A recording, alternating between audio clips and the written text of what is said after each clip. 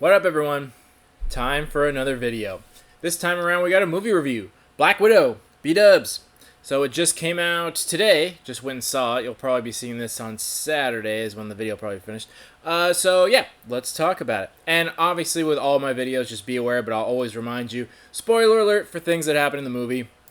Many people do reviews that are spoiler-free. Mine are spoiler-full. So just be aware of that going into it.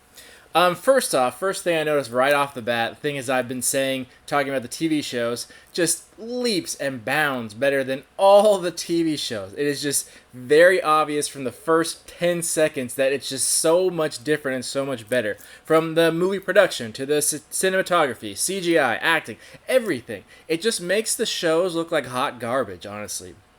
I thought that from the very beginning, but really seeing it side by side really shows that there's just TV shows are so low budget. They all suck. Like, there's so many reasons they suck. I won't go on and rant about it, but so that's the first thing I noticed, that the movies are a whole different world. So that made me happy right off the bat. So it seemed like it was going to be at least better than the shows, at least better than things we've been seeing, and that's absolutely what it was. I really liked the intro. They had that cover song of Smells Like Teen Spirit from Nirvana. I thought that was really cool. I liked the whole intro scene.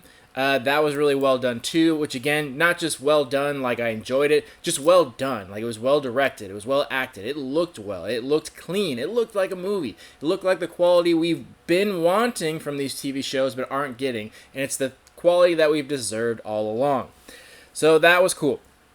And some other cool parts were the fight scenes and fight choreography, especially between Black Widow and Yelena. That was a really good fight scene. I liked that. A lot of the fight scenes were very well done. And, it didn't seem like the typical Marvel movie. It didn't really seem like a superhero movie like all the other ones do. And it kind of wasn't, but it just had that different feel and vibe. It felt more realistic. And that's what I like. I like it to be as realistic as possible. Obviously, there's some unrealistic parts of it. That's why it's sci-fi. But it felt more real. And it felt like the Bourne movies. There was one specifically that it reminded me of. I can't remember which Bourne movie it was. But it felt like that, where the fights were very realistic. They were very up close. They were very raw, and it was really badass and really well done. So I like that aspect of it, and I wouldn't be surprised if that's exactly what they were going for, that Bourne tone. So I wouldn't be surprised if they were aiming for that, and they did it successfully. So that's why it didn't really feel like the typical Marvel movie. Not because they don't have good fight choreography in other movies, but it was just very raw and gritty and more realistic than the typical superhero movie you see, which is a good thing. I like that about that. And throughout the movie, the rest of the fights were pretty good too. Right off the bat, we saw Thunderbolt Ross, which I was excited to see because I keep saying that I'm pretty sure they're leading towards Thunderbolts. Every time I see something new, they have one little hint of Thunderbolts in there, so I just have this feeling that that's what they're going towards. They haven't made any announcements as far as I know, and I hope they don't do a show or something. So hopefully they do that, because Thunderbolt Ross is supposed to be like the leader, so I'm excited whenever I see him, because there's just that little bit more of a hint towards the Thunderbolts, and I think that would be an awesome team and an awesome movie. Once again, I'll mention the acting. Like, it's weird how much better the acting is. Maybe it has to do with the director, but the same actors in the movies are the ones in the TV show. But for some reason in the TV show, the acting is just not as good. So I don't know if that's the director or maybe that's the actors just not taking it as seriously. I don't know. But from right off the bat, you can see the acting so much better in the movie. And I really liked the relationship between Natasha and Yelena. Am I saying that right, by the way? Yelena? Anyway, I really liked the relationship they had, the little back and forth repartee like dialogue they had. It was really good. It was well written. There were parts that were funny, and there were parts that were very thoughtful and emotional. And I liked that actress too. I thought she did a really good job as Yelena. I thought that was very well done as well. It got kind of boring towards the second half. It seemed like there was a lot happening in the first half, and they really dove deep into that family dynamic, which, I get that, they're trying to make a good story, but I feel like they did too much so, where it almost got a little bit boring. There was a little bit too much into the character development there. I feel like they could have cut some of that out and shortened that just a little bit, because I legit started to get bored. And it's also weird that they were diving so much into these characters, because one of them dies. We know one of them dies in a separate movie. And two, I don't think most of those characters are going to be coming back. I think Yelena is going to come back. I think she's going to play a big role in the MCU, or at least in the TV shows. But as far as the other characters, I'm just not sure. So it seemed like they were diving too much into the character development when it's going to not lead somewhere. So a little bit boring partway through. I was psyched to see Taskmaster. I've always liked Taskmaster as a character, by the way. Before this movie, and I just thought he's a badass character, so I was excited to see him, or should I say her, so they put a little twist on it, and Taskmaster is a woman, which I'm actually okay with. One of the things about Taskmaster is that you really don't ever see his face. He's more of a persona, almost like Black Panther, so I don't think it really matters like who's really under it, as long as the character core is still there, and it was.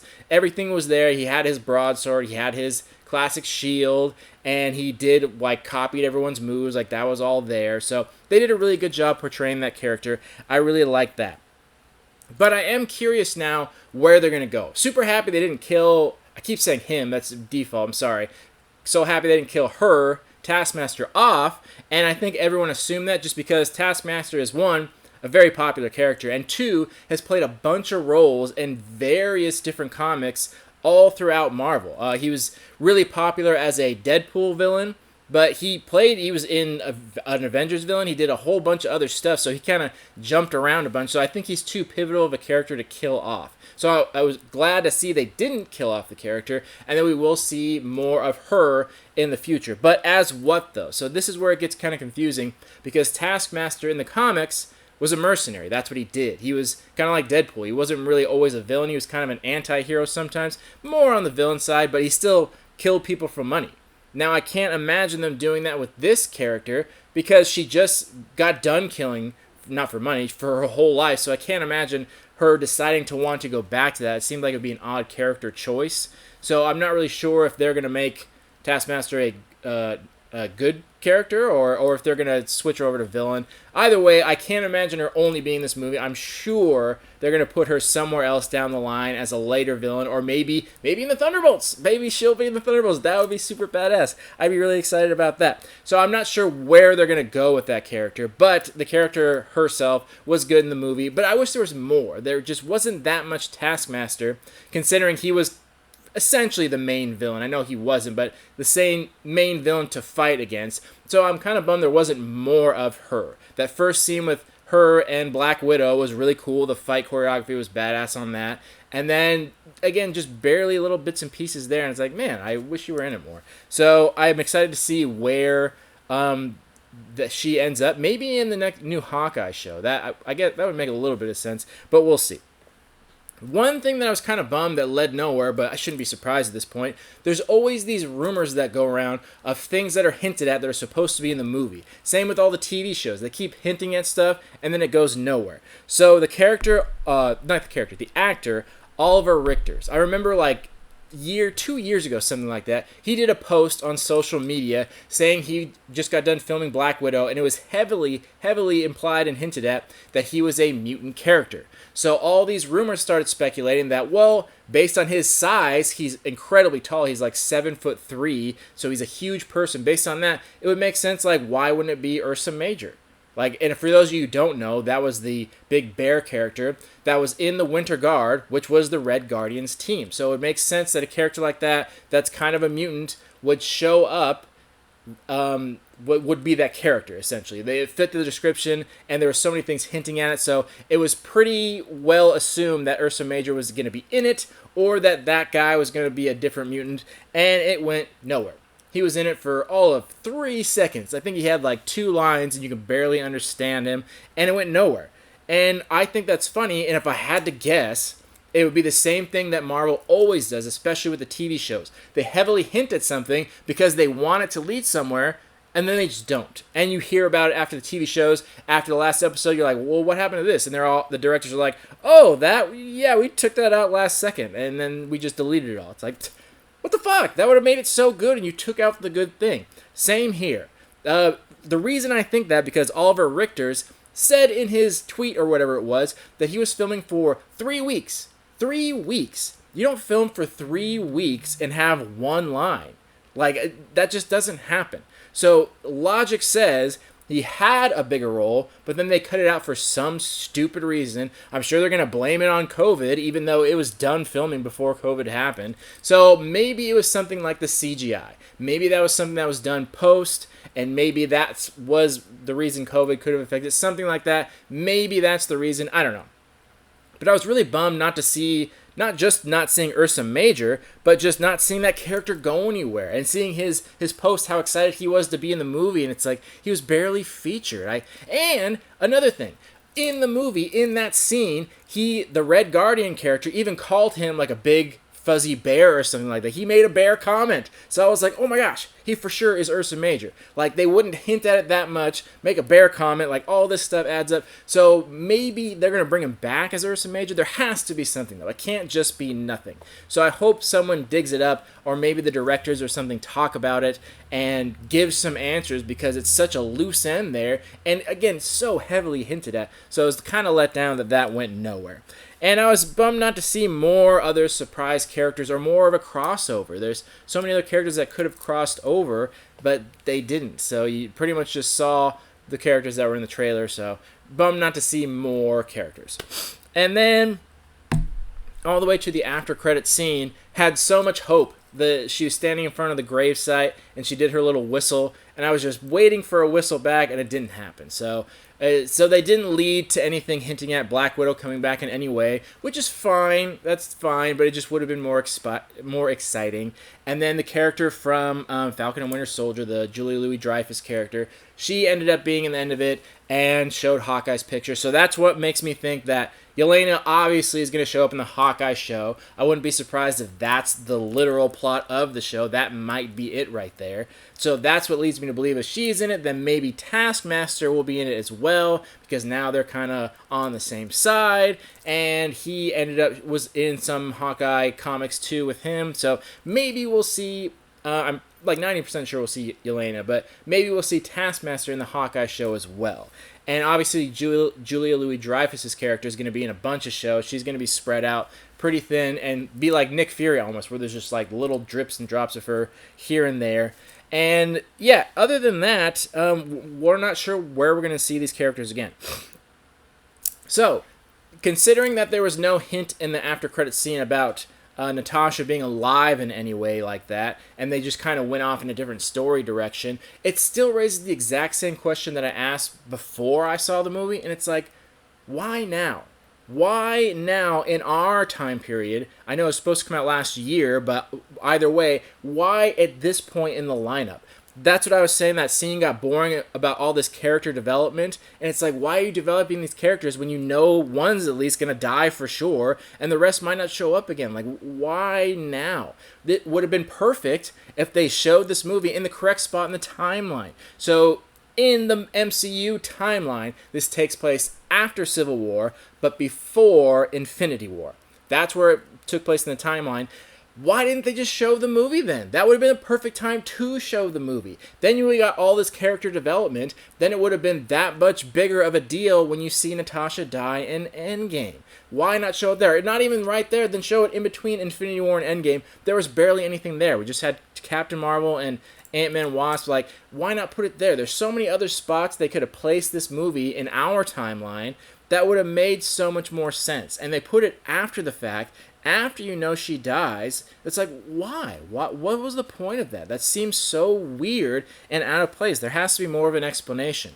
And as far as the other characters, like Red Guardian from the Winter Guard, I don't know. Like, you'd think you'd see him again because he had that whole team, but it just doesn't seem like he's gonna show up anywhere that I can think of. He might, but like where? Like I was saying with Yelena and Taskmaster, it would make sense that they show up in the Hawkeye show, but for like Red Guardian, like where would he show up? Like maybe in Captain America 4? I don't know. I just can't place him. And the same with the mother character, whose name I forget at the moment. I can't see her really showing up again either, other than very briefly. So what was the point of all this character development? What was the point of telling this whole backstory for a character that is for sure dead? The only outcome I see of all this character development was, again, Yelena. Like, she will go somewhere. She will probably take Black Widow's spot because she does become Black Widow in the comics. So it would make sense that she would take her spot. So that person's character, I get that. If they made the movie called Yelena, I would be like, yeah, that makes a ton of sense, totally. But all these other character development things, like, it just doesn't make sense. So again, very confused on why they chose to show it now of all times. Makes absolutely no sense other than introducing the new Black Widow, I guess. But so I keep having that question, and I'm not sure where these characters are going to show up. Maybe they'll do a whole Black Widow spin-off thing. I'm not totally sure. So yeah, those were the things I thought were interesting. Those were things that stood out to me in the movie. Not a ton to say about it. And overall, I'm going to give this movie a 6 out of 10. And that's because the best way I can say it is it was very well done. The movie itself wasn't particularly mind-blowing or anything, but it was good, and it was well done. The things I said, like you could tell there was a lot of production value. You can tell they had a big budget. It was directed well. Again, cinematography, things like music, acting, CGI, all the things were high quality. And that makes the movie so much more enjoyable because I get so distracted by that stuff. It's so distracting. So it was a good quality movie, and it's nice to see because it's been years since we've seen an MCU movie, and these shows are just not tiding us over. It's just not enough. They're not good enough to hold us over for more movies. So I'm so happy to see this movie again. But and again, like I was saying before with what was I saying? With the Spider-Man one, I said in a separate video, it would be much cooler if these were part of a bigger picture, and this movie would have been much more exciting if it were a part of a bigger picture too. If these characters were for sure leading somewhere, or if they for somehow showed that Black Widow didn't actually die, something like that, would have led somewhere. It would have been so much more exciting and meaningful because the story continues. But now that it's kind of severed off, a lot of these storylines are going to be cut off right there. It just made it not as exciting. That doesn't do with the quality of the movie, but it was just something that was just kind of a letdown in a way. But other than that, a good movie, worth checking out. I don't know if you're going to need to see this as part of the MCU lineup. Like previous movies, you needed to watch every movie for it to make sense. I don't think you're going to need to with this movie. Again, I could be wrong. Maybe they have some big surprise of where these characters are going to go. But as far as I can tell, it's not going to be one you're going to need to watch because I don't think there's any key elements that you really need to see. So other than that, good enough. I enjoyed it. I'm going to go see it again later this weekend, so it's good enough to see 2 times. But again, mind not blown, nothing crazy, but still good to see movies back in the MCU again. And very excited for Shang-Chi, and we'll see about the Eternals. Other than that, let me know your experience with the movie. How did you feel about it? Things you liked, things you didn't like, your overall opinion, overall score, whatever. I just want to hear your opinion and get a discussion going. Other than that, next week's video will be another movie review. It will be Space Jam: A New Legacy. And then after that, who knows? Don't plan that far ahead. And overall, 6 out of 10. Black Widow, let me know your thoughts in the comments. Thank you all for watching and supporting. See you on the next video. Love you all. Peace.